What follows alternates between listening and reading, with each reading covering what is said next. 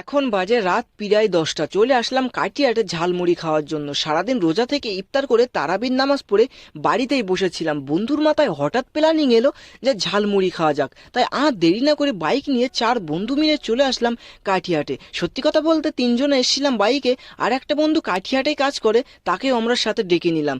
দোকানে আসতেই আমরা অনেক পাকামো করছিলাম। রোজা থেকে হয়তো সারাদিনে বাড়ি থেকে বেরোতে পারি না, তাই দোকানে এসে রাতের বেলা অনেক মজা করছিলাম। কাকু এখানে মুড়ি মশলা করছিল, আর আইজুল শুধু আমাকে নাম ঘেঁচিয়ে আমার সাথে একটু ঠাট্টা করছিল। আর কাকুর হাসিটা ছিল অনেক কিউট। ফাইনালি আমাদের মুড়ি মশলা হয়ে গেছে রেডি। তো আমরা একের পর এক 4জন মুড়ি মশলাটা নিয়ে নিলাম। আর মুড়ি মশলাটা যেন আজকে ঝাল অনেক বেশি হয়েছে দেখেই বোঝা যাচ্ছে। মুড়ি মশলাটা এখানে আমি দেখছিলাম, আর মাসুম বন্ধু এখানে মুড়ি মশলাটা খুব এনজয়ের সাথে খাচ্ছিল, আর এখানে আইজুল ইসমাইলও খাচ্ছিল, আর আমিও ফাইনালি খাওয়া দাওয়া শুরু করলাম। মুড়ি মশলাটা অনেক টেস্ট ছিল, কিন্তু একটু ঝাল হয়েছিল বেশি। আর আজকের মিনি ব্লগ এখানেই শেষ।